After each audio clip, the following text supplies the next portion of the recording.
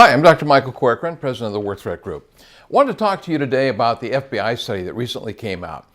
We went over the Secret Service one that showed the active shooters from all during 2017. This one is a little bit more extensive because we went into a lot more informational data and really mined it well. It covers from 2000 to 2013. And so there's lots of information that I think is important that you note. And like we always do, the PowerPoint is there for you to download, and so you can have all the information. So I'm not going to spend a lot of time really emphasizing the PowerPoint. You can read that on your own. But some interesting points on the whole issue.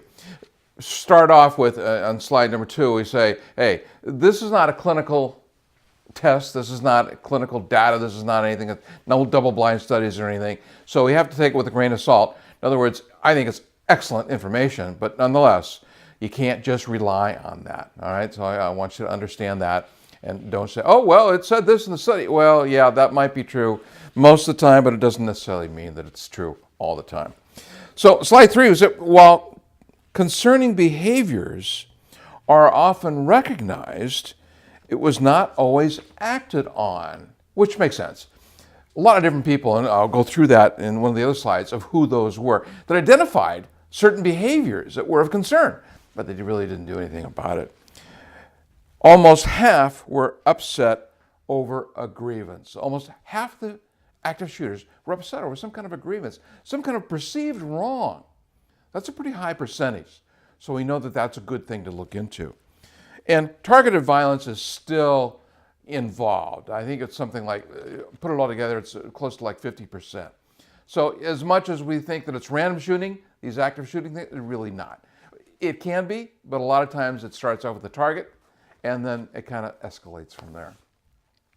Slide 4 shows good demographics of the shooter demographics across the board from ages 12 to 88. So there's no profile because it could be any one of those ages. Slide 5, we get the same problem. Almost all the shooters were male. Now, there's one or two. I know there's the YouTube shooter recently. So that was a female. That's highly unusual. Over 90% of the shooters were male. Slide 6, most shooters completed high school. I don't know if that's necessarily a big stat to look at, but nonetheless, it's good data. Slide 7, 44% were employed and 38% were unemployed. I don't know what a lot that tells you, but it certainly tells me that there are a lot of people that are active shooters that are still gainfully employed. And so we can't just be looking for the person that is unemployed or has some other issues. Slide 8 gets into a nice graph that shows some convictions, and that contrary to popular opinions, the background checks where you come up with a criminal, civil information, I don't know that it's as important as a lot of people think about it. A lot of my colleagues feel that it's critical. I don't know that it's critical. I never thought it was critical. I really think it points to that maybe it's a subjective thing. It's important, but it isn't that critical. And this slide kind of bears out that truth. Slide 9, planning and preparation. One of the important considerations and that we show all the time is that these people do plan. Overwhelming majority, we can show, we're planning these things. Some for 1 or 2 months, some as many as 13 to 24 months. So that's a long time. So that gives you plenty of time to be recognizing it and then acting upon it. And then, of course, on slide 10, we get into preparing for it, buying the guns, buying the ammunition, making sure they've got all the paraphernalia that they feel they need.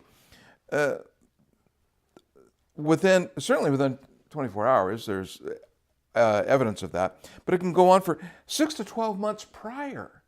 6 to 12 months prior to the active shooting event. They're actually preparing for the event. Firearms acquisition shows it basically destroys the myth that firearms are illegal obtained. Most of them, they either had the firearm beforehand or they obtained them perfectly legally. Other considerations, some other interesting findings that show there simply is no profile, this is on slide 12, that is consistent, but at the same time, I feel it's consistent with our findings, and you have to look at what is happening now, Not so much their past behaviors. Well, past behaviors, I readily agree, predicts future behavior. But what's going on now? The person has a grievance, he has an issue with either a person or a group of persons in a specific environment. That's what we're really looking at. That's where we got to narrow our focus. Okay, if you have any questions, last slide, there's our information, contact information. Give us a call. Glad to talk about it. Glad to help you through any one of the issues that you have. Go to part 2 of this FBI study that we've put up here, and it really gets into more of the concerning or observable behaviors that the FBI study really pointed to. Thank you.